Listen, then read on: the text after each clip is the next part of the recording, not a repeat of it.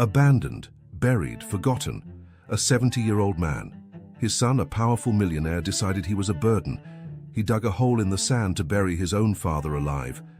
But fate did the same to him, and the unbelievable happened. Father and son separated by greed.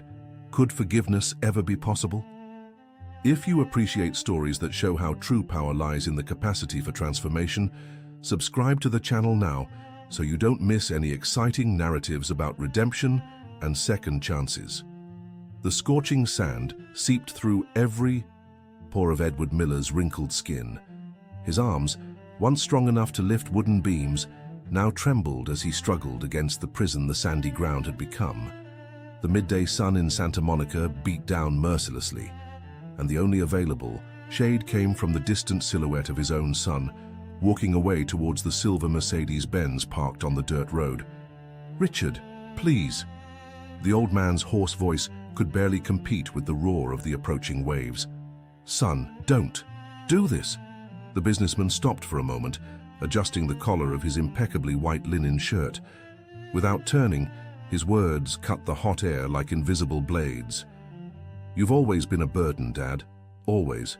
Ever since Mom left, you've done nothing but get in the way of my plans." Richard turned the car key with precise movements. "Nature will decide your fate now. It's more merciful than you deserve." Edward watched, heartbroken, as the luxury car disappeared in a cloud of dust. The tide was rising. He could feel the salt water already licking his buried ankles. Panic began to set in when he realized the gravity of the situation. The deserted beach stretched for miles, not a soul in sight. "Help!" his voice echoed, uselessly. "Someone, please!" Seagulls circled above, indifferent to his despair. Edward tried once more to free his arms, but with each movement the sand seemed to suck him in deeper. Sweat streamed down his face, mixing with tears he didn't even try to hold back. Meanwhile, miles away, Richard drove with his hands firm on the wheel, his fingers drumming to the rhythm of classical music playing on the car's sound system. His phone vibrated. It was Sarah, his executive assistant. "Mr. Miller, the meeting with the Japanese investors has been confirmed for tomorrow at 10. "Perfect," he replied, his voice devoid of any trace of the scene he had just been a part of. "Prepare the presentation for the Golden Coast project. We're going to transform this backward coastline into the next tourist paradise in the Americas." Back on the beach, Edward closed his eyes, trying to conserve energy. Memories of better times flooded his mind. Little Richard, running through the carpentry workshop, fascinated by his father's creations. When had everything changed so much? The sun was beginning to set on the horizon when a distant sound caught his attention. Boat engine. Edward strained his eyes, barely believing. What he saw, a small fishing boat approaching the coast. "Here, help!" he shouted with all the strength he still possessed. 3 fishermen jumped from the boat, simple men with faces marked by the sun and salt. The oldest, a white-haired man, with calloused hands, ran towards him. "Good heavens, what did they do to you?" exclaimed Michael, immediately starting to dig with his hands. "Watch out for the tide, Michael," warned another fisherman, John, as he helped remove the sand. "We have to be quick." The third man, Peter, brought tools from the boat. They worked in concentrated silence, the waves already reaching Edward's waist when they finally managed to free him. "Can you walk?" Michael asked, supporting the exhausted old man. Edward could barely stand. His muscles, after hours of tension, simply wouldn't respond. The fisherman carried him to the boat, wrapping him in a worn blanket that smelled of fish and salt. "We'll take you to our village," said John, maneuvering the boat away from the beach. "Mrs. Rodriguez will know what to do." During the trip, Edward remained silent, the shock of abandonment still processing in his mind. How could his own flesh and blood have been capable of such cruelty? He watched the kind faces of the fishermen, men who had nothing but who didn't hesitate to help a stranger. The village appeared as a cluster of blinking lights on the coast, small, colorful houses huddled near the harbor, their lit windows creating a welcoming mosaic against the growing darkness. The aroma of grilled fish and spices floated in the air. "Carmen! Carmen!" shouted Michael as they docked. "We need you!" A robust woman, about 60 years old, emerged from one of the houses. Her dark eyes quickly assessed the situation. "Bring him inside," she ordered, without asking questions. "Peter, go get some hot water. John, get the herbs from the kitchen cabinet." Edward was gently laid on a simple but clean bed. Carmen began to examine his injuries: sunburn, dehydration, strained muscles.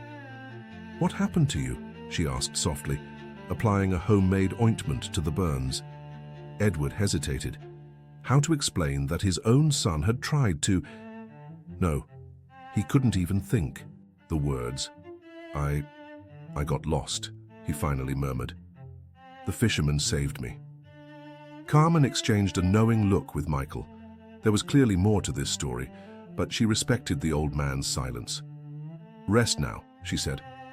"We'll talk tomorrow. You're safe here." While Edward fell asleep, physically and emotionally exhausted on the other side of the country, Richard Miller presided over an executive meeting on the top floor of his corporate skyscraper. The night view of New York City glittered through the floor-to-ceiling windows. "Gentlemen, the Golden Coast project represents the future of luxury tourism on the Pacific," he declared, pointing to holographic projections. "We're talking about a $500 million investment that will completely transform that forgotten region."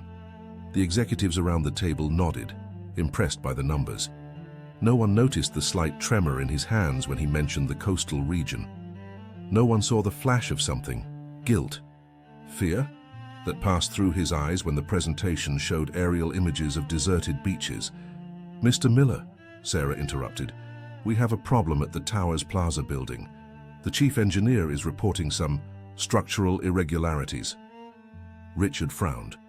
"Define irregularities." "Cracks in the foundation. He's recommending an immediate full inspection." "Nonsense," Richard dismissed with a gesture. "Promote him to regional supervisor and transfer him to our operation in Dallas." Problem solved. Sarah took note, but something in her expression suggested discomfort with the decision. Back in the village, Edward woke to the crowing of roosters and the distant sound of waves. For a moment, he thought it had all been a nightmare, but the pain in his muscles and the unfamiliar surroundings quickly brought him back to reality. Carmen entered the room carrying a tray with coffee and fresh bread. "Good morning," she said warmly. "How do you feel?" "Better," replied Edward, surprised to realize it was true. "Thank you for everything, Mrs. Carmen, just Carmen." She placed the tray beside the bed. "Eat. You need to regain your strength." While Edward ate, she continued, "Michael told me you're a carpenter. I saw your hands of someone who works with wood." Edward looked at his calloused hands, memories of decades building furniture flooding his mind. "Yes, it was my whole life," he said softly. Until, Carmen gently encouraged. Edward shook his head. "It's a long story. We have all the time in the world here in the village," she said with a smile. "And believe me, Mr. Edward, I've seen many men arrive broken on our beach. The sea has a way of returning to land those who need to heal." Tears welled up in the old man's eyes. For the first time in years, someone was treating him with genuine kindness, expecting nothing in return. "Rest a little more," Carmen said, getting up. "When you're ready, I'd like to show you our village. We have a lot of driftwood that the sea brings us. Perhaps you can help us turn it into something useful." Alone again, Edward looked out the small window. The village was slowly waking up. Fishermen preparing their nets, children running through the dirt streets, women talking as they hung clothes. It was a completely different world from his son's corporate empire. Perhaps, Edward thought, perhaps the true miracle wasn't just having survived. Perhaps it was having found this place, these people.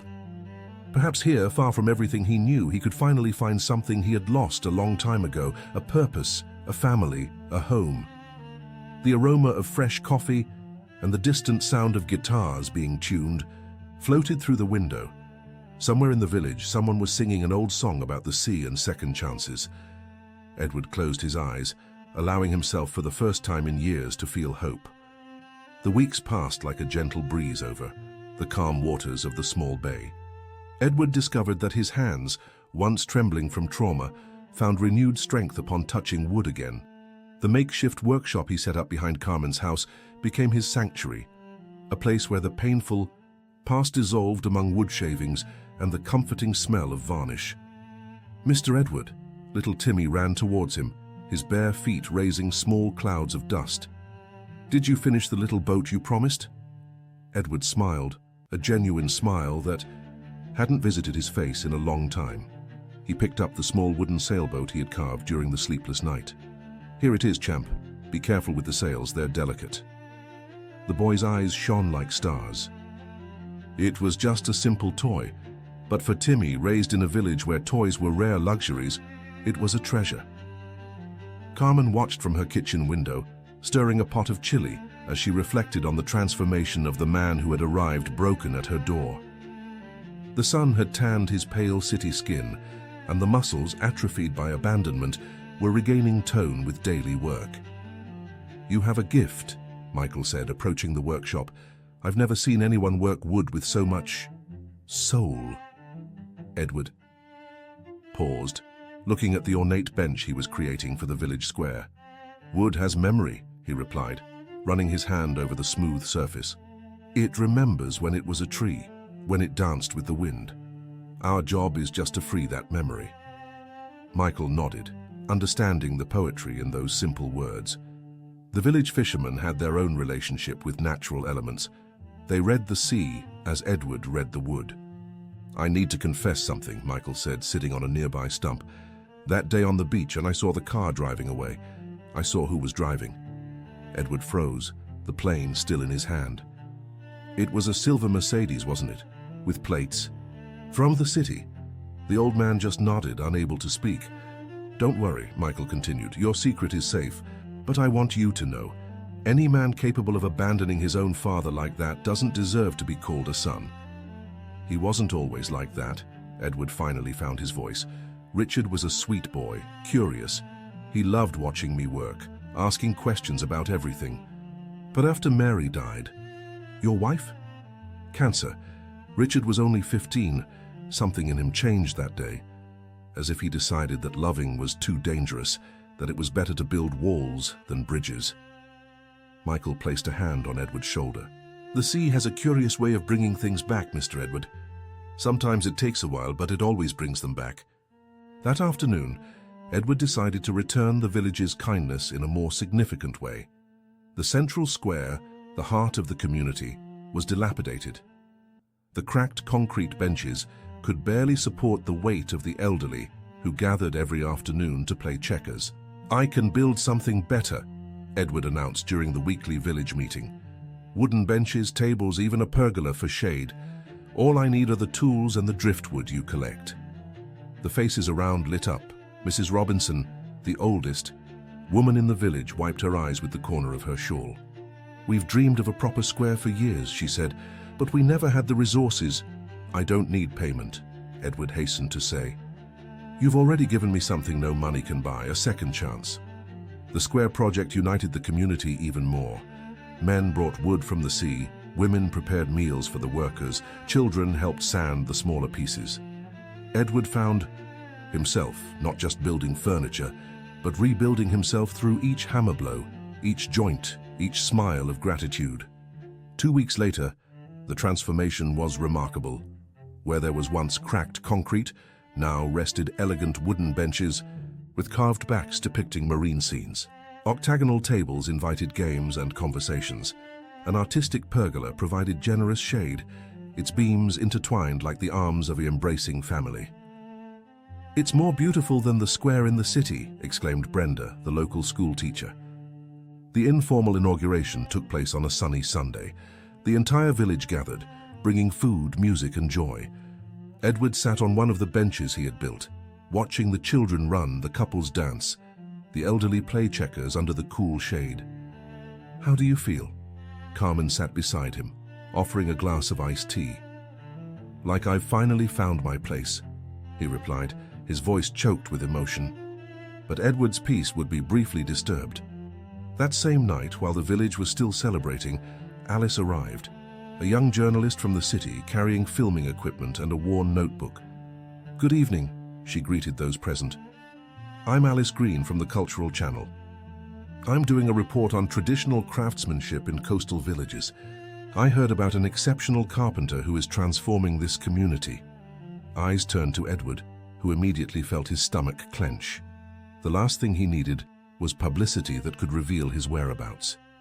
"Mr. Edward is our treasure," Carmen said protectively. "But he's a simple man who prefers to let his work speak for itself." Alice smiled understandingly.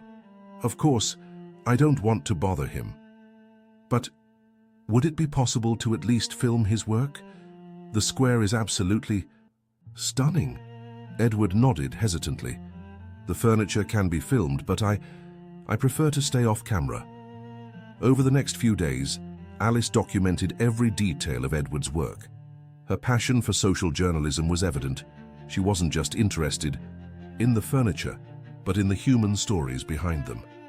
"Tell me about this technique," she would ask, filming Edward as he demonstrated a particularly complex carving. "Where does this inspiration come from?" Carefully, always with his back to the camera, Edward shared decades of knowledge. He spoke about the language of wood, about how each piece had its own personality, about the importance of working in harmony with the material, not against it. "It's fascinating," Alice murmured, reviewing her recordings at night. "There's something about this man, a depth, a pain transformed into beauty." She began to dig deeper, talking to the residents. The stories she heard, about the rescue on the beach, about Edward's kindness, about his refusal to accept payment, painted the portrait of someone extraordinary. One morning, Alice found Timmy playing with his wooden boat by the harbor. "Who made this beautiful toy?" she asked. "Mr. Edward," the boy replied proudly. "He makes the best toys in the world. He said that when he was little, he used to make boats like this with his son." "He has a son?" Alice leaned in, interested. "He did. But he says he lost him, not dead, you know, lost in a different way. Sometimes he gets sad when he talks about it." The journalist mentally filed this information. There was definitely more to this story than local craftsmanship. Meanwhile, miles away at the top of his corporate empire, Richard Miller faced his own storm. The engineer he had transferred wasn't the only one to notice structural problems. An anonymous report had reached the building authorities. "Mr. Miller," Sarah entered his office, her face pale. "We have government inspectors at Towers. Plaza. They're evacuating the building." Richard stood up abruptly, spilling coffee on important documents. "Impossible. That building passed all inspections." "The original inspections, yes," Sarah said carefully, "but it seems that there were changes in the materials during construction to reduce costs."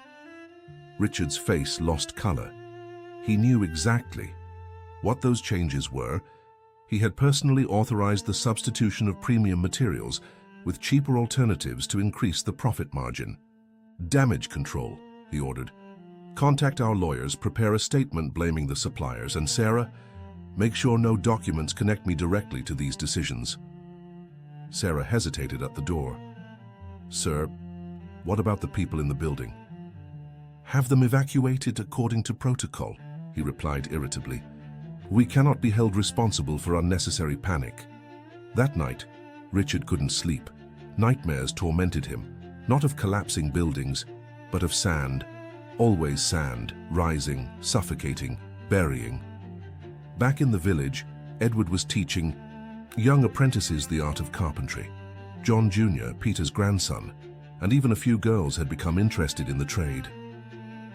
"Patience," he would instruct, guiding Mary's hand as she struggled with the chisel. "Wood cannot be forced. Convince it, don't conquer it."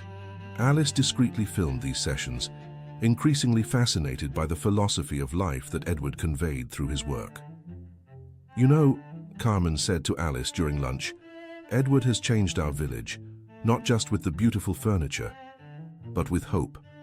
The young people now have a trade to learn, the old people have dignity in their daily gatherings, and we all have something beautiful to share."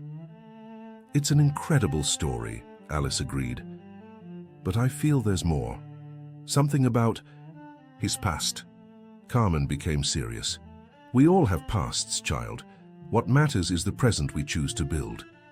But the past, as Edward was about to discover, has a persistent way of catching up with the present.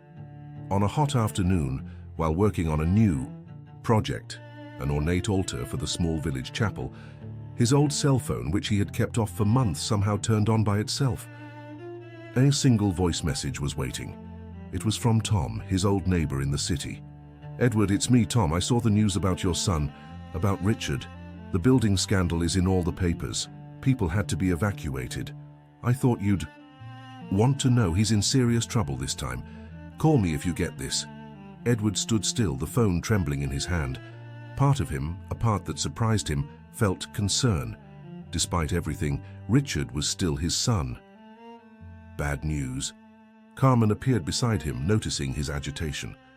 "Mike, someone I know is in trouble," Edward replied vaguely. Carmen studied his face. "The same someone who left you on that beach." Edward didn't answer, but his silence was confirmation enough.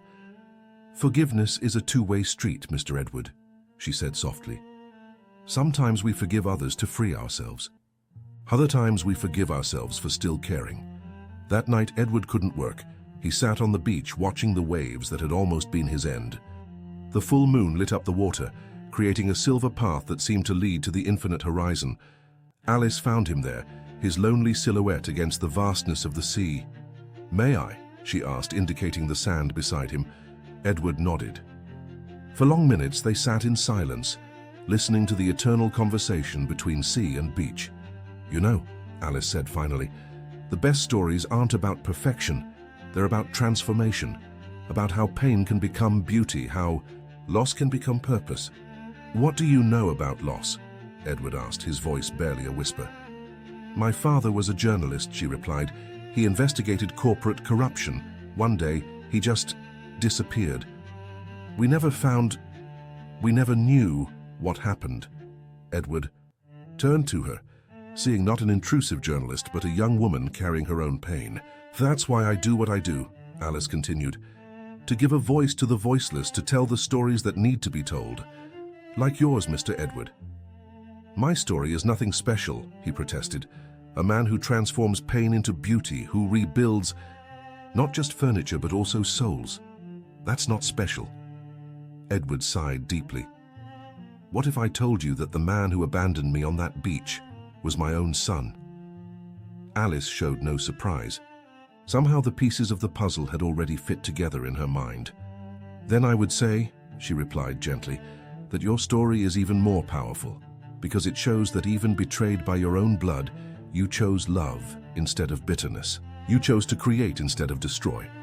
Tears rolled down Edward's face. For the first time since that terrible day, he allowed himself to cry completely. Not just for the betrayal, but for the loss of the son he once loved, the man Richard could have been. "He's in trouble now," Edward murmured. "Part of me still cares," Alice completed, "because you're a father. That never changes, no matter what they do to us." "What should I do?" Alice became thoughtful. "I don't know. But I know that your story, this story of forgiveness and rebirth, needs to be told. Not to expose your son, but to show that there is another way. That success without a soul is failure. That power without compassion is weakness." Edward considered. Her words. Somewhere deep in his wounded heart, a decision was beginning to form.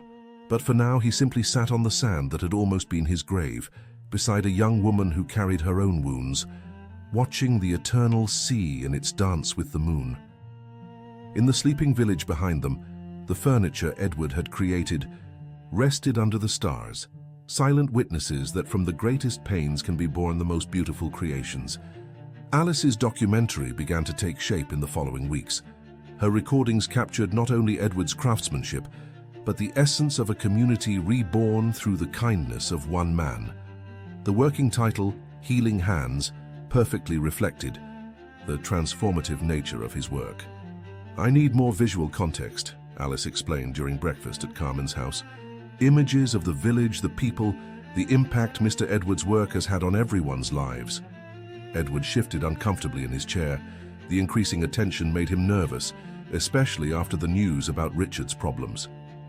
"Alice, I'm not sure this is a good idea," he said finally. "My story, it's complicated." "The best stories always are," she replied with a gentle smile, "but I promise to be respectful. Your name doesn't even have to appear if you don't want it to."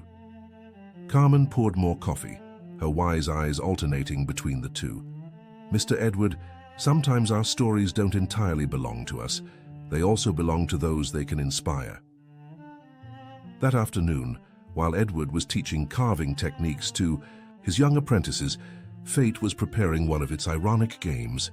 Hundreds of miles away in a cold modern conference room, Richard Miller faced the board of directors of his corporation. "The charges are serious, Richard," said the chairman of the board, a silver-haired man with a stern expression. "Bribery of inspectors, use of substandard materials, falsification of documents. These are unfounded allegations," Richard defended himself, but his voice lacked its usual confidence. "We are cooperating fully with the investigations." Sarah, sitting beside him, kept her face impassive. She had seen the documents. She knew the truth. Her loyalty, once unwavering, was beginning to show cracks, like the buildings she had helped prove. "The board has decided," the chairman continued, "that you need to step down temporarily, for the good of the company." "Step down?" Richard stood up abruptly. "This is my company. I built it from nothing." "And you almost destroyed it with your greed," another director retorted. "Shares have plummeted 40% since the scandal broke." Richard looked around the table seeking allies, but found only closed faces. Even Sarah avoided his gaze. 3 months leave, the chairman decreed. "Use this time for reflection. And Richard, I suggest you find a discreet place. The press is hungry for blood." Humiliated and furious, Richard left the room. In the elevator beside Sarah, he finally exploded. "You knew this, didn't you? This ambush?" Sarah faced him coldly. "I tried to warn you, sir, several times, about the materials, about the inspectors, about everything. But you only thought about profits." The elevator doors opened into the lobby, where a crowd of reporters waited. Flashes exploded. Microphones were shoved in his face. "Mr. Miller, is it true that lives were put at risk? How many buildings are compromised? Will you resign?" Richard pushed his way through them, his face a mask of contained rage. But one question made him freeze. "Mr. Miller, what would your father say about all this?" The reporter was young, probably a rookie, but her question hit Richard like a punch. For a moment he saw not the reporters, but Edward's face that day on the beach, disappointed, hurt, pleading. "My father is dead," he replied curtly, and fled to his limousine. But the question echoed in his mind the entire way home. What would Edward say? Probably something about integrity, about building on solid foundations, not just buildings, but life, character, legacy. That night, alone in his luxurious but empty penthouse, Richard did something he hadn't done in years. He opened the family photo album. There was Edward, young and proud, holding little Richard in his arms. There was Mary, radiant in her wedding dress. There were the three of them, at a craft fair, young Richard fascinated by a wooden sculpture his father had made. "When did I get so lost?" he murmured to himself, the whiskey in his hand trembling slightly. Back in the village, Edward woke with a strange feeling. The air was heavy, humid, laden with the promise of a storm. September brought the first autumn rains, and the sea was restless. "Storm's coming," Michael observed, passing by Edward's workshop. "Maybe it's best to cover the furniture in the square." Edward nodded, but his mind was elsewhere. Alice had left early to film the sunrise, and something about it worried him. The young journalist had become important. Her presence brought back memories of Mary, not physically, but in her determined spirit, her passion for what was right. "Mr. Edward," Timmy came running out of breath. "There's a strange man asking for you." Edward's blood ran cold. "What man?" "A rich gentleman. Big car. He's over by the village entrance talking to Mrs. Robinson." Edward dropped his tools and ran. It couldn't be, not after all this time. But when he reached the village entrance, relief and confusion mingled. The man standing beside the luxury car wasn't Richard, but someone vaguely familiar. "Edward Miller?" the man asked, extending his hand. "I'm Mark Johnson, lawyer. I believe you knew my father, Henry Johnson?" The memory returned.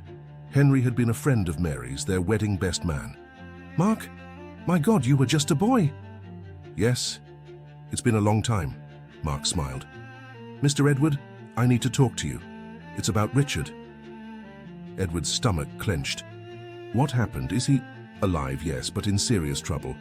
Mark looked around, noticing the curious onlookers who were starting to gather. Can we talk in private? Edward led him to the workshop. Alice, who had returned from her filming, watched discreetly from a distance, her journalistic intuition on high alert. I'll get straight to the point, Mark said once they were alone. Richard is being investigated for multiple criminal charges. He's been suspended from the company and, well, he's desperate. Why are you telling me this? Edward asked, his voice tense. Richard made it clear I was dead to him, Mark sighed. Because my father, before he died, made me promise to take care of the Miller family. He loved all three of you, Mary, Richard, and because... He hesitated. Richard mentioned something about Santa Monica, about making amends. I thought perhaps he would come looking for you. Edward almost laughed at the irony. Make amends? Do you know what he did to me? Not specifically, but I've known Richard for years, Mr. Edward. I know what he's capable of when he's cornered. And now, without the company, without allies, I fear what he might do. What do you want from me? Nothing. I just thought you should know, and... Mark took an envelope from his jacket. These are documents that prove Richard didn't act alone. Other executives were involved, but they're putting all the blame on him. I thought, well, despite everything, you deserve to know the truth. Edward took the envelope with trembling hands. Why did it matter? Why, after everything, did he still care? After Mark left, Edward remained in the workshop, the closed envelope on the workbench. Alice approached cautiously. Want to talk about it? She offered. It's about my son, Edward said simply. He's in trouble, big trouble. Alice sat beside him. And how do you feel? Confused, angry, worried. Edward ran a hand over his face. Part of me thinks he's reaping what he sowed. Another part is still his father, Alice completed. Paternal love doesn't have an on-off switch. He buried me alive, Alice. Literally. I know, she gently touched his hand. But you're not him. You chose a different path. The question is, what would Edward Miller, the man you've become, do now? Before Edward could answer, the sky opened up. The storm that had been threatening arrived with full force, turning the dirt streets into rivers of mud. Lightning illuminated. The dark sky and the wind howled through the houses. I need to cover the furniture. Edward ran to the square, Alice close behind. Together they fought against the wind and rain, covering benches and tables with tarps. Other residents joined them, a human chain protecting what Edward had created. It was then that they saw it. A luxury car, unsuitable for the village roads, skidding in the mud, clearly lost. The vehicle stopped abruptly near the square, and from it emerged a figure that made Edward's heart stop. Richard. 5 months had passed since that day on the beach, but it felt like an eternity. Richard was different, thinner, drawn, his normally impeccable hair now disheveled by the rain. His eyes, when they met Edward's, carried a mixture of despair and something else. Regret. Dad. The word came out broken, almost inaudible in the roar of the storm. Edward stood paralyzed. Around him, the residents began to understand who the stranger was. Michael took a protective step towards Edward, his fists clenched. It's him, isn't it? Michael whispered. The one who did that to you. Edward nodded, slightly, his eyes never leaving Richard. I looked everywhere, Richard stammered, the rain mixing with what might have been tears. They said you were dead, but I had to be sure. I had to what? Edward's voice was harsh, years of hurt condensed into 3 words. Ask for forgiveness. Richard fell to his knees in the mud, the image of the powerful executive completely destroyed. Dad, I messed everything up. Everything. The company, my life, but most importantly, us. Alice filmed discreetly from a sheltered corner, her heart aching at the scene. This was the climax of her story, but now it felt like an invasion of sacred privacy. Carmen approached Edward, placing a hand on his shoulder. What do you want to do, Mr. Edward? Edward looked at his son kneeling in the mud, then at the faces of the residents, his new family.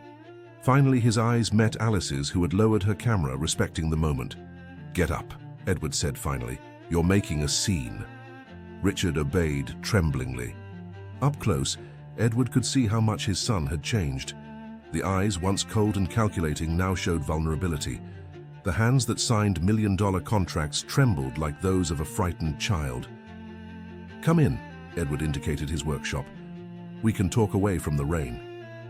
The silence that followed was broken only by the drumming of rain on the tin roof. Father and son faced each other across years of hurt and misunderstanding. "Why now?" Edward finally asked. "Why after leaving me to die?" Richard flinched at the words. "Because I lost everything, and I realized that I never had anything real. All my successes, all the power, built on rotten foundations, like my buildings. And you think you can just show up and ask for forgiveness just like that? No." Richard shook his head vigorously. "I don't expect forgiveness. I just needed to see you, to know you were alive." Mark Johnson told me where to find you. Edward sat down heavily on a bench, the same kind he had built for the square. "You know what hurt me the most? It wasn't the abandonment. It was realizing that I failed as a father, that I raised a man capable of such cruelty." "You didn't fail," Richard protested. "It was me who, after Mom died, I closed my heart. I thought that if I didn't love anyone, I couldn't lose anyone. But I ended up losing everything anyway." "Your mother would be devastated," Edward murmured. "I know." Richard took something from his pocket, a crumpled envelope. "I found this at home, letters from her to me, that you kept all these years, even after—" Edward recognized the envelope. Mary's last letters, written in her final days. She wrote about love, about family, about the things that really matter, Richard continued, tears now flowing freely. "And I realized that I betrayed everything she stood for. I betrayed you. I betrayed myself." Outside, the storm was beginning to subside. The lightning was now distant flashes, the wind reduced to a breeze. "What do you want from me, Richard?" Edward asked, exhausted. "Nothing. Or rather, just one thing. Let me prove I can be different. Let me try to fix some of the harm I caused." "How?" Richard looked around the workshop, seeing his father's creations, the beauty born from pain. "By teaching me," he said simply, "like you teach these young people.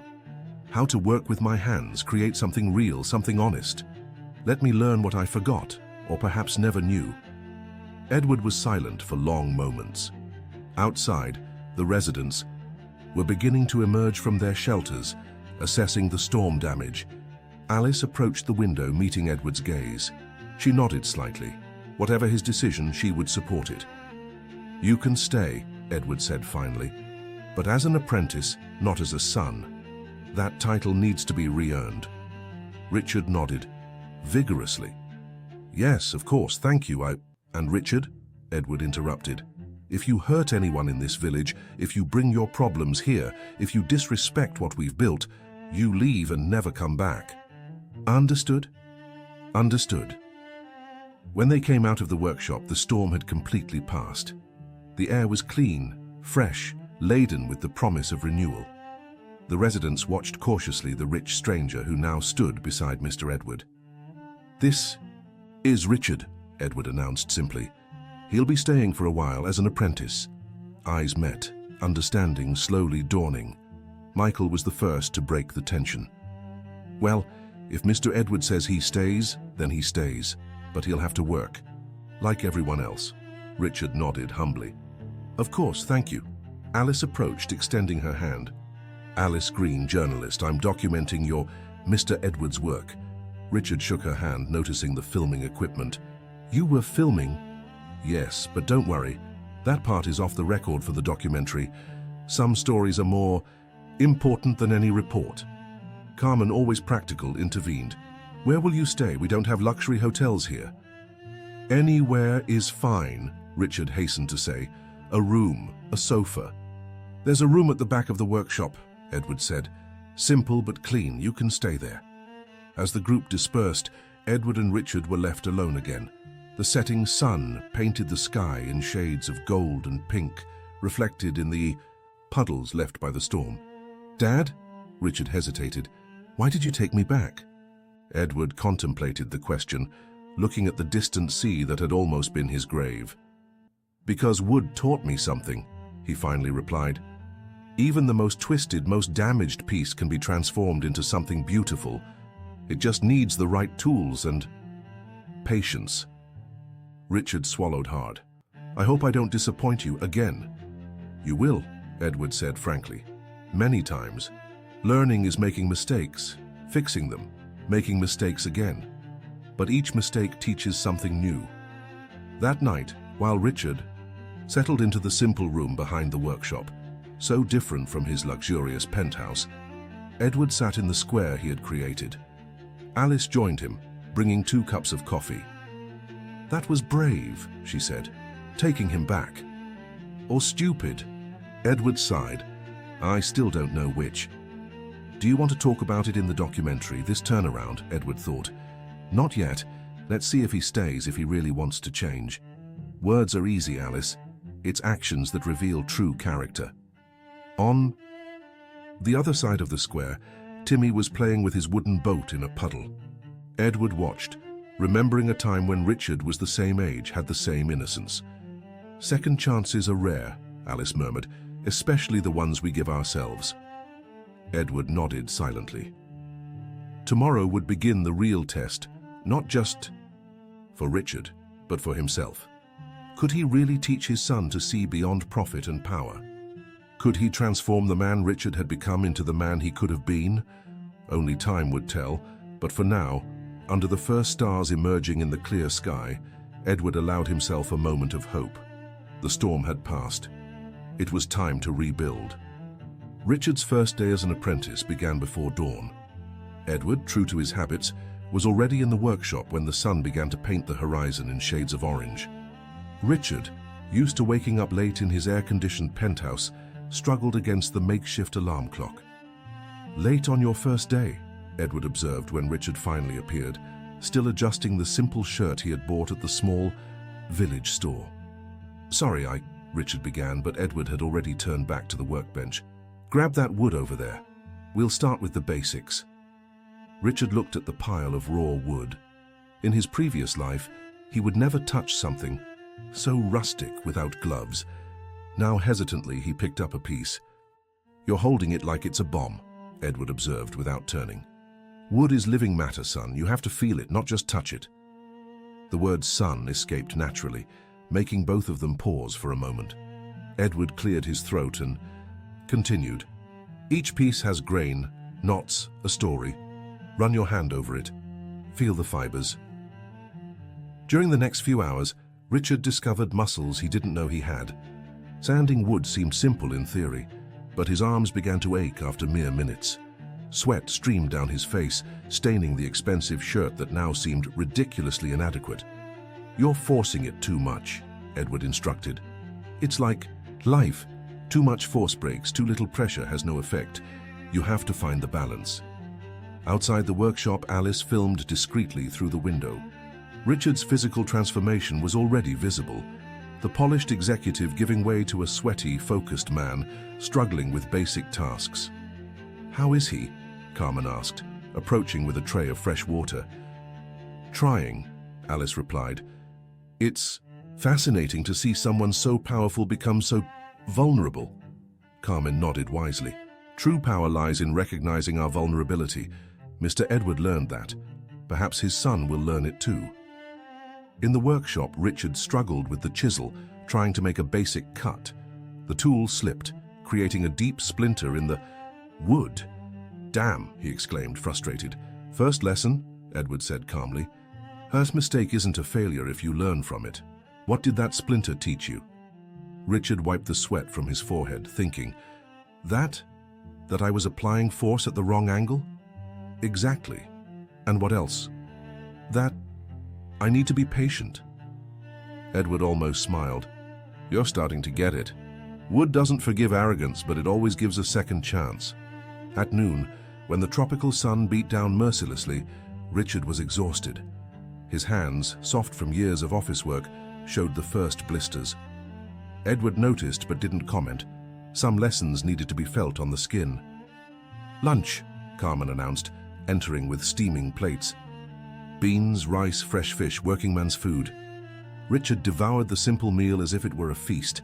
Never had food tasted so good, perhaps because for the first time in years he had truly worked for it. Mr. Edward, Brenda, the teacher, appeared at the door. "The children are asking if you'll continue the carpentry classes this afternoon." Edward looked at Richard, assessing him. "You can observe. Maybe you'll learn something by watching the children." The carpentry school took place under a large almond tree behind the workshop.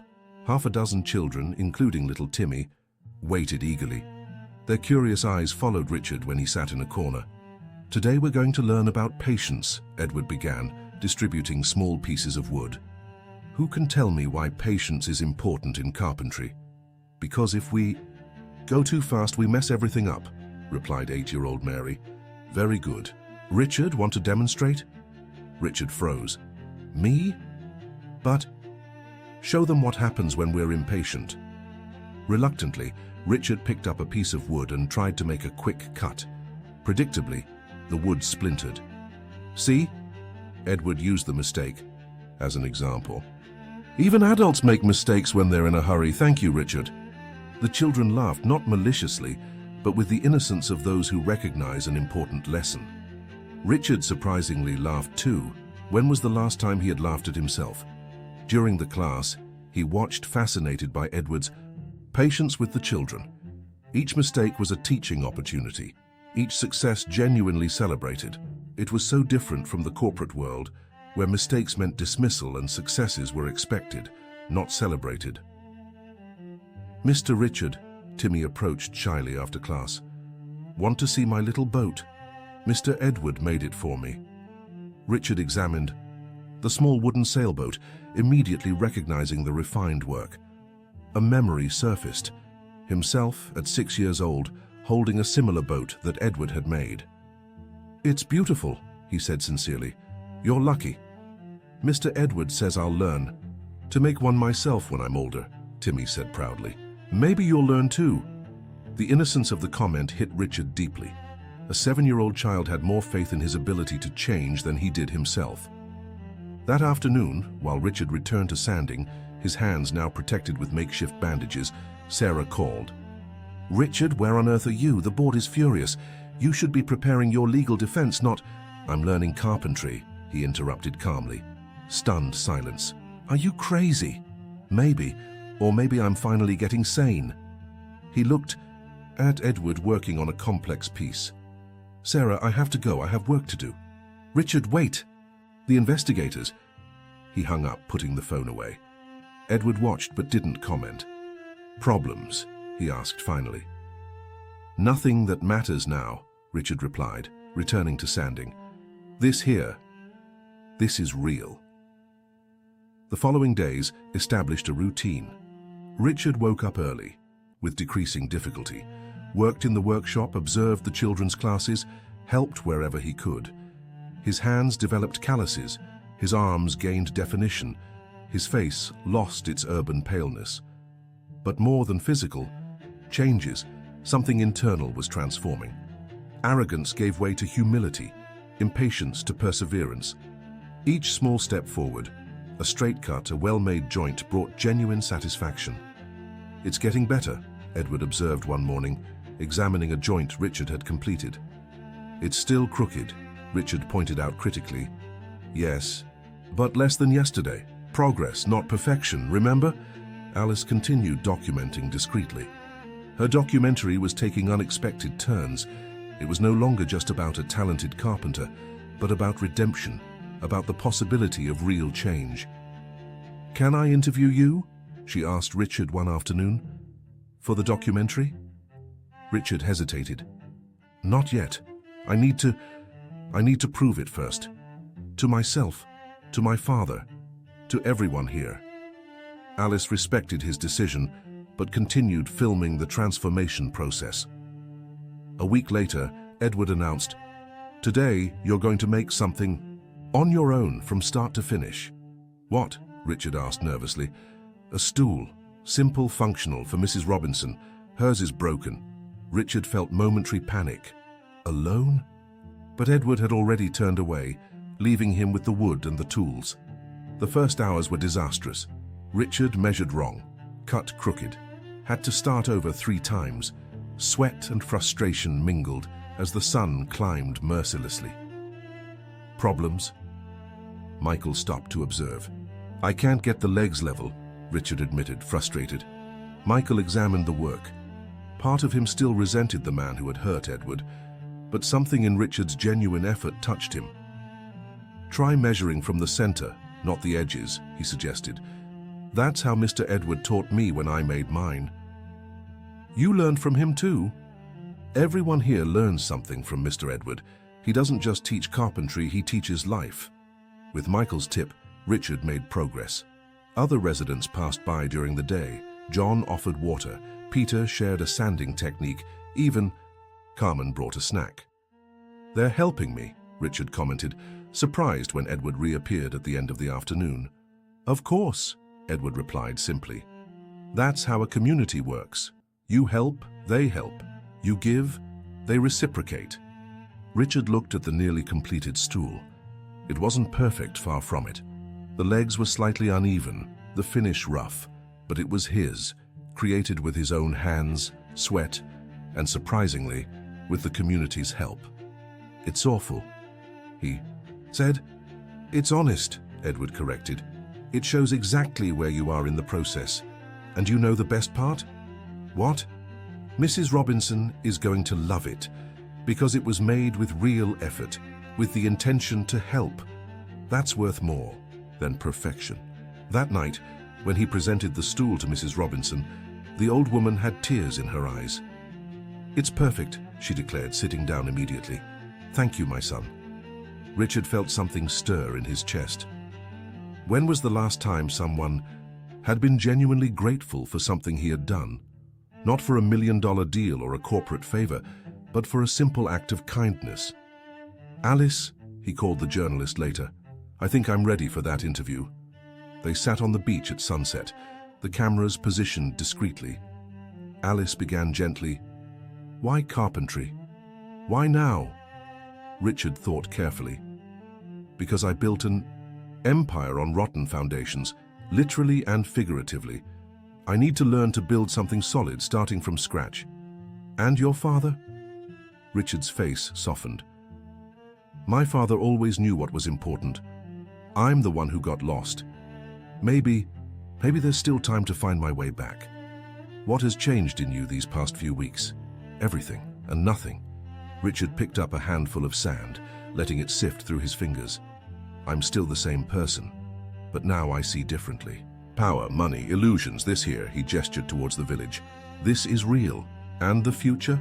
I don't know. I have lawsuits waiting. I'll probably lose everything.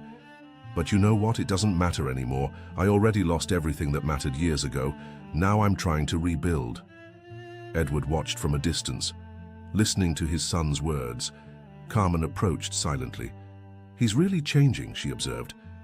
Maybe, Edward remained cautious. Real change takes time. But, his voice softened. He's trying. That's something. And you? Are you ready to? Forgive him. Edward was silent for long moments. Forgiveness isn't an event, Carmen. It's a process, like sanding wood, layer by layer until you reach the core. Days turned into weeks. Richard progressed from stools to more complex projects.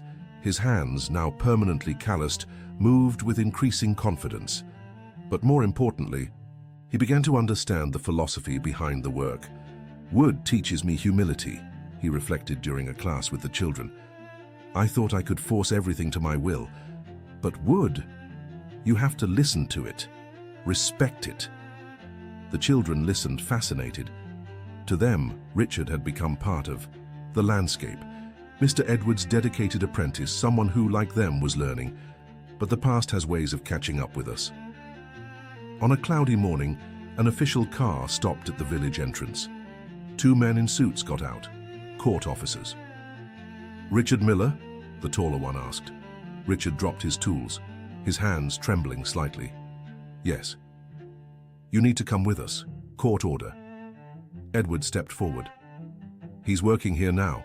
He's not running from anything. Orders are orders, sir. He needs to appear in court. Preliminary hearing. Richard nodded resignedly. It's all right, Dad. I knew this day would come.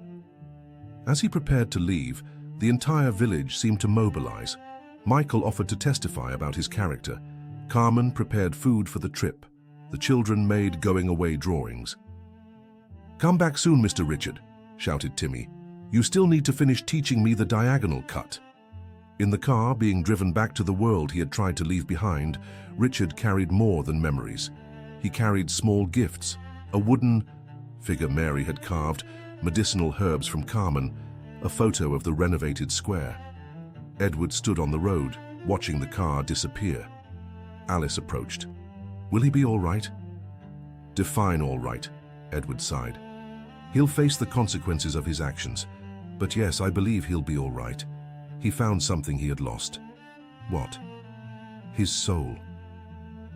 That night, Edward worked late in the workshop.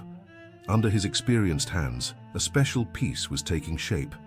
Wooden plaque with carved words, every master was once an apprentice, every apprentice can become a master.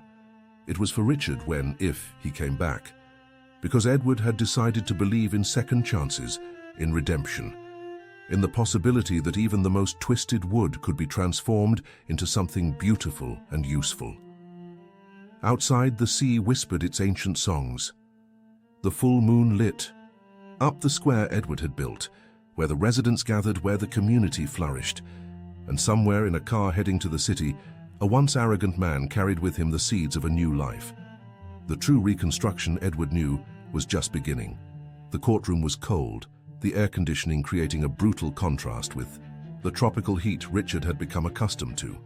Sitting at the defense table, he looked out of place in his suit, the calloused hands incongruous with the silk tie, the tanned face at odds with the typical paleness of the executives around him. Mr. Miller, the prosecutor began, adjusting his glasses. Are you aware of the charges? Corporate fraud, bribery, putting lives at risk with substandard constructions? Yes, Richard replied simply. I am aware. His lawyer, hired in a hurry, seemed nervous. My client alleges... Guilty, Richard interrupted, causing gasps in the room. Of almost everything, but I need to clarify a few points.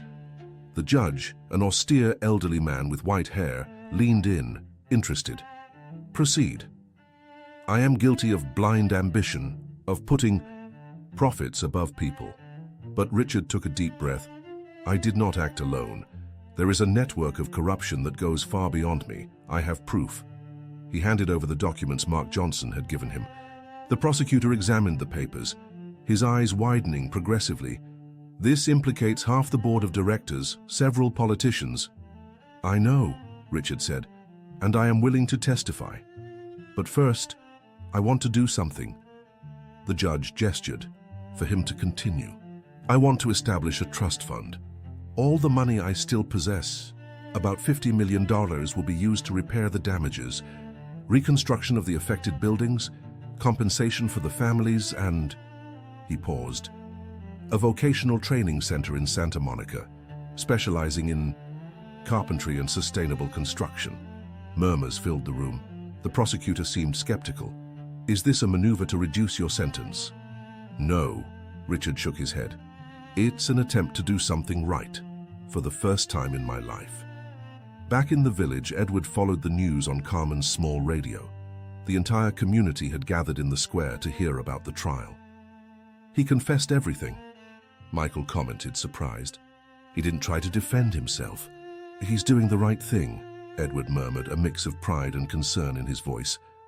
Alice, who had traveled to cover the trial, called Edward, he's being incredible, taking responsibility, exposing other corrupt people. And he mentioned a training center here in the village. How is he? Edward asked, paternal concern overcoming caution. Different, calm, as if he's found peace with the consequences. Days passed in tension. The trial became a national scandal, with Richard at the center, no longer the main villain but as a whistleblower exposing a rotten system. His willingness to give up everything, to take the blame, contrasted with other defendants who vehemently denied everything. One morning, an unexpected visitor arrived in the village, an elegant lady about 60 years old getting out of a modest car. "I'm looking for Edward Miller," she said to Carmen. "Who should I announce?" "Martha Miller, Richard's sister." Edward almost dropped his chisel when Carmen brought him the news. Martha, they hadn't seen each other in almost 20 years since Mary's funeral. "Edward," she said simply when they met. Years had been kind to her, but sadness marked her eyes. "We need to talk about Richard." They sat under the almond tree, the same place where Edward taught the children. "I saw the news," Martha began. "I heard what he did to you, on the beach." Edward tensed. "How?" "Richard told me. He called before turning himself in, confessed everything. He asked me to come see you to ask for forgiveness on behalf of the family." "You don't need to." "Yes, I do," she interrupted, tears welling up. "I saw the signs. I saw him changing after Mary died, becoming cold, obsessed. I should have interfered." Edward took his sister-in-law's hand. "We all could have done something different, Martha. But the past is the past." "Has he really changed?" she asked hopefully. "The news says he's cooperating, giving up everything." "He's trying," Edward replied carefully. "I saw him work here. I saw the effort. If it's permanent change, only time will tell." Martha stayed in the village for 3 days, getting to know the community, seeing Edward's work, understanding the impact that place had on Richard.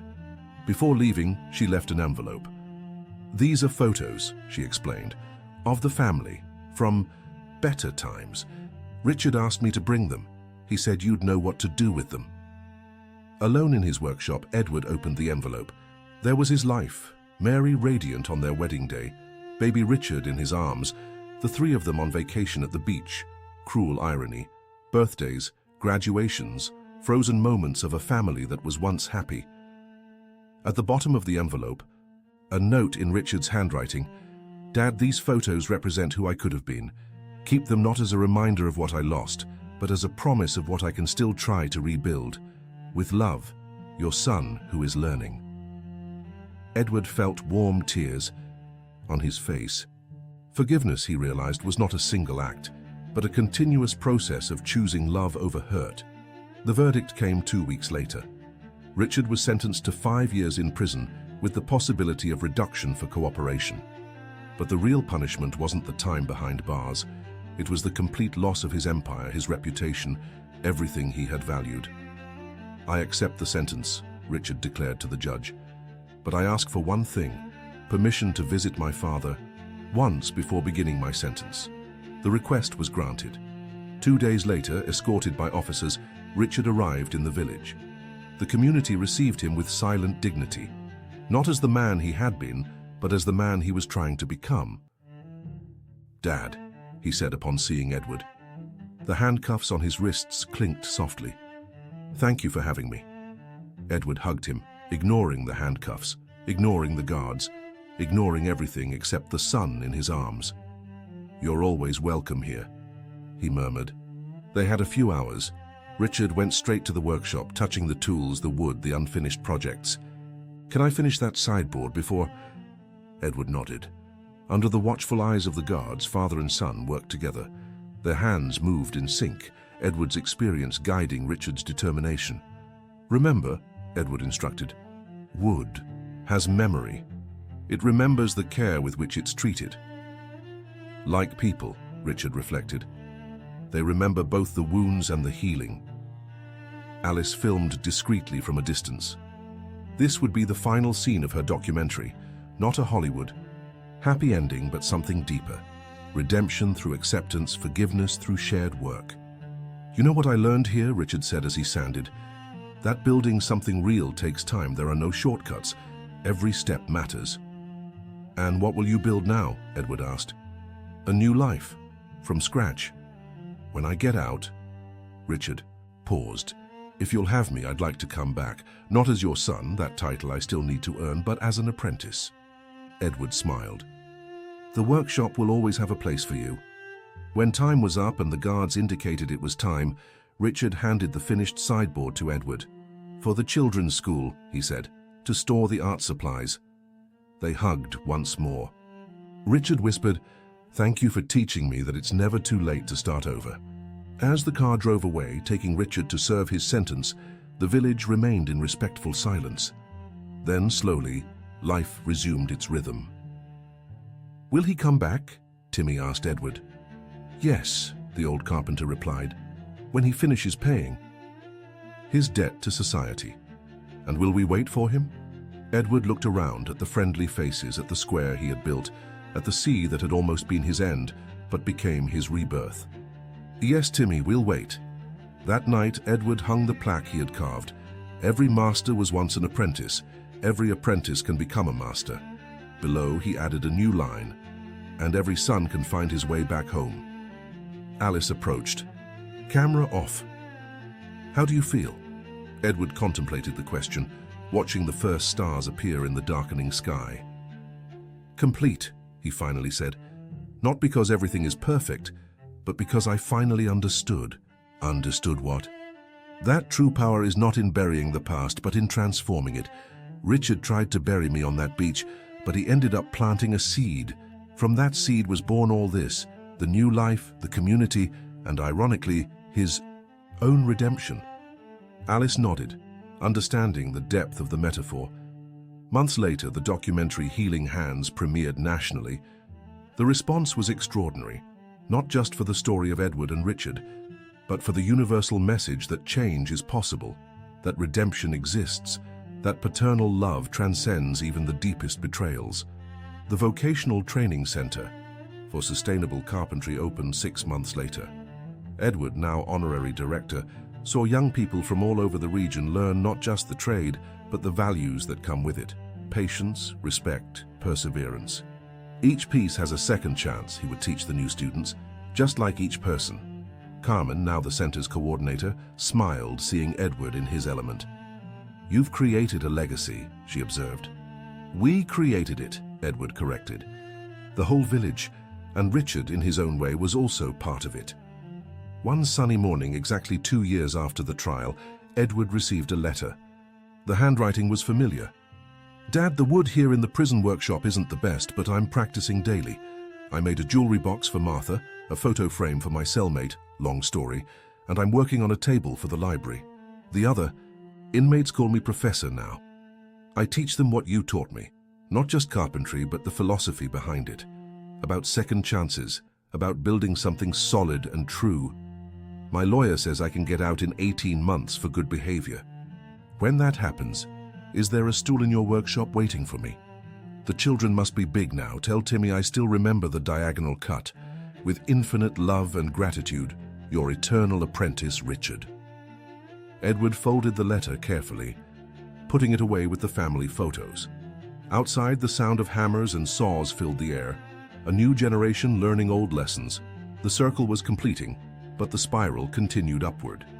Where there was once abandonment and betrayal, now flourished forgiveness and purpose. The beach that witnessed the worst of humanity now housed the best of it. And Edward, the man who was buried but chose to be reborn, continued building not just furniture but bridges between past and future, between pain and healing, between father and son. 15 years. The number reverberated in Edward's mind as he prepared the workshop for a special day. 15 years since that terrible day on the beach. 15 years of transformation, forgiveness, reconstruction. And today, finally, the circle would be completed in a way no one could have imagined. The village had changed drastically. The Edward Miller Training Center, a name chosen by the community against his humble protests, was now a respected national institution. Young people from all over the United States came to learn not just carpentry, but sustainable life philosophy, professional ethics, and the art of transforming pain into beauty. Mr. Edward, Mary, now a 23-year-old and assistant instructor at the center, waved from the entrance. The visitor bus is arriving. Edward smoothed his work apron and walked to the square. The same square he had rebuilt with his own hands was now the heart of a prosperous community. Small businesses flourished around it. John Jr.'s bakery, Carmen's craft store, who at 75 still coordinated social projects, Michael's grandson's restaurant. The bus stopped, and about 30 people got off, businessmen, journalists, students. It was the monthly tour the center organized, showing how ethical and sustainable business practices could transform communities. Among them, one man stood out, hair now completely gray, body thin but strong, hands visibly calloused. Richard Miller had returned not as the arrogant businessman of before, but as the director of sustainability for an international NGO focused on ethical construction. "Welcome to the Edward Miller Training Center," Mary announced. "Today you will have the honor of getting to know our story through two extraordinary men, our founder, Mr. Edward, and his son, Richard Miller, who perfectly exemplifies our philosophy of transformation and second chances." Father and son exchanged a knowing look. They had given this presentation together dozens of times in recent years, but the emotion never lessened. "Ladies and gentlemen," Richard began, his voice now carrying the wisdom of experience, "I'm going to tell you a story about power. Not the power I thought I knew, that of controlling, dominating, destroying, but true power, that of transforming, forgiving, rebuilding." Edward watched proudly as Richard narrated his journey. How he had changed. The man who had once buried him in the sand now dedicated his life to lifting others up, using his story as an example that no one is beyond redemption. "My father taught me," Richard continued, gesturing to Edward, "that wood has memory. It remembers how it was treated, people too. The difference is that people can choose to transform bad memories into good actions." The tour continued through the main workshop, where young apprentices worked under the guidance of master carpenters. Richard demonstrated basic techniques, his hands moving with the same precision Edward had taught him years ago. "Mr. Miller," a businessman asked, "how did your prison experience influence your current work?" Richard didn't hesitate. "Prison was my real business school. There I learned that integrity is non-negotiable, that shortcuts always come at a high price, and that true success is measured by the positive impact we make, not by the zeros in our bank account." Alice Green, now an internationally awarded documentarian, filmed discreetly. She had followed the journey from the beginning and was producing a series about the village's 15 years of transformation. "Mr. Edward," she asked during a break, "when did you know that Richard had truly changed?" Edward thought, watching his son patiently explain a concept to a visiting child. "When he came back from prison, and the first thing he did was visit every family affected by his faulty buildings. It wasn't ordered by the court, it was his choice. He spent months personally asking for forgiveness, offering help, taking responsibility. That's when I saw my son reborn." At noon, everyone gathered in the square for the community lunch, a tradition maintained since the early days. Simple, but delicious dishes were shared at long tables under the pergola Edward had built. "A toast," proposed Michael, now a respected elder of the village, "to Mr. Edward, who taught us that from the greatest storms are born the most beautiful calms." "And to Richard," added Carmen, "who proved that it's never too late to choose the right path." Glasses of iced tea were raised, laughter echoed, stories were shared. It was impossible to imagine that this place of harmony had been born from an act of extreme cruelty. After lunch, Edward and Richard walked together to the beach. The beach. The exact spot was now marked by a wooden sculpture, two hands rising from the sand, one helping the other to stand up. "Do you still have nightmares?" Edward asked softly. "Sometimes," Richard admitted, "but now they're different. I don't dream of sand swallowing me anymore. I dream of all the people I could have helped if I had chosen differently from the beginning." "Oh, we can't change the past, son." "No, but we can make sure it serves as a lesson." Richard knelt, touching the sand. "You know, Dad, this place, it's sacred to me now. It was here that the man I was died and who I became was born." "For me too," Edward agreed. "It was here that I learned that sometimes we need to be buried to be able to sprout stronger." They stood in silence, watching the eternal waves in their dance with the beach. Pelicans dove for fish, local children played in the distance, life flowed at its natural rhythm. "Dad?" Richard broke the contemplative silence.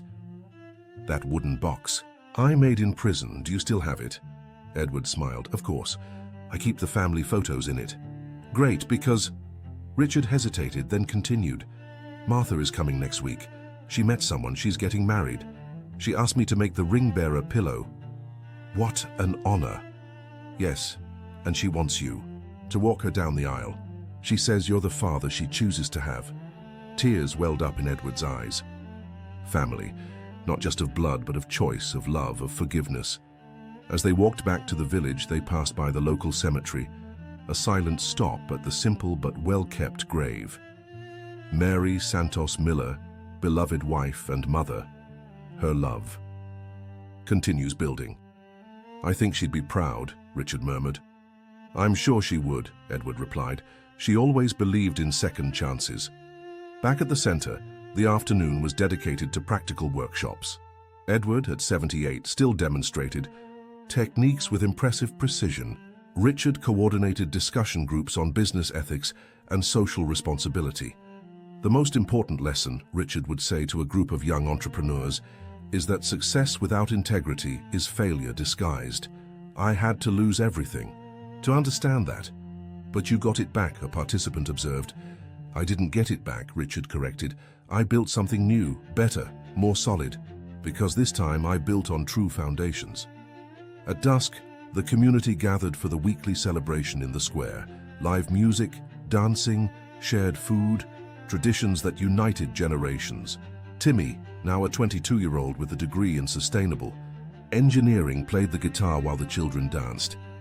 Remember when you taught me the diagonal cut? He smiled at Richard. How could I forget? You were persistent as an ant. Now I teach others. The cycle continues, doesn't it? Always, Richard agreed. That's how true legacies are built, not in concrete and steel, but in knowledge passed down, values shared, lives transformed. Late at night, after the visitors had left and the village quieted down, Edward and Richard sat on the porch of the old Carmen's house, now the administrative center, sharing herbal tea and comfortable silence. You know, Edward said finally, I spent many years wondering why that happened. Why my own son... Dad, I'm sorry, let me finish. Edward raised his hand gently. Now I know it needed to happen. Not because it was right, it was terrible, but because from that terribleness was born all this. My pain became purpose. Your fall became ascension. And together, we created something neither of us could have imagined alone. Richard nodded, too emotional to speak. True power, Edward continued, is not what you demonstrate over others, but what you reveal about yourself. You buried me thinking you were showing strength, but it was when you helped me up that you showed true power. I learned from the best teacher, Richard said softly. The wood. You, Dad. Always you. A gentle breeze brought the scent of night-blooming jasmine and sea salt. Stars shone in the clear sky, silent witnesses to a story of redemption that began with betrayal and ended with multiplied love. Richard, Edward broke the contemplative silence. Yes? I'm getting old. The center needs younger leadership. Will you accept to be executive director? Richard almost dropped his tea. Dad, are you sure? I've never been more sure of anything in my life. You know both worlds, the corporate and the community. You can bridge them like no one else. It would be an honor, Richard replied, his voice choked. But on one condition. What? You continue as Wisdom Director, official, with a symbolic salary of 1 carved wooden piece per month. Edward laughed, a rich, full sound. Accepted. They shook hands, then hugged. No longer as transgressor and victim, not just as father and son, but as partners in a mission greater than both. The next morning, as the sun rose over the bay, Edward was in his workshop as always. But something was different. On the shelves, beside his worn tools, was a new plaque. Edward and Richard Miller, Carpenters of Lives. Richard entered carrying coffee, as he did every morning since his permanent return. Ready for another day? He asked. Always, replied Edward, picking up a piece of new wood. After all, each day is a chance to build